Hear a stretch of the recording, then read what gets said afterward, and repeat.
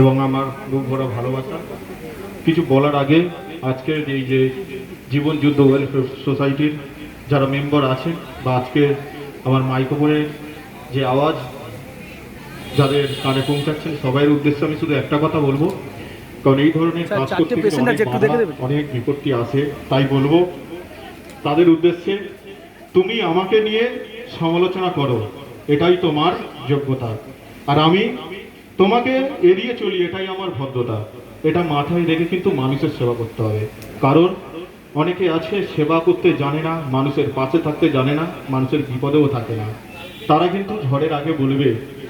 আমি এমনও এখানে উদাহরণ দিয়ে দিতে পারি, আমি আসছি তো আজকের এখানে যে অনুষ্ঠানটি হচ্ছে, সত্যি যারা করে বা যারা এই উপকৃত হয় তারাই কিন্তু উপলব্ধি করতে পারবে যে আজকের এই অনুষ্ঠানের মাহাত্ম্য কী।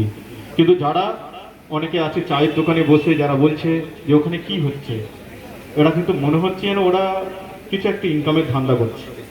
কিন্তু আমি তাদেরকে বলি একবার এসে দেখো এই জীবন যুদ্ধ ওয়েলফেয়ার সোসাইটিতে যুক্ত হয়ে বুঝতে পারবেন যে মানুষের সেবা করলে মনের মধ্যে একটা ফিলিংস আসে, মানুষের সেবা করলে যে অনুভূতি পাওয়া যায়।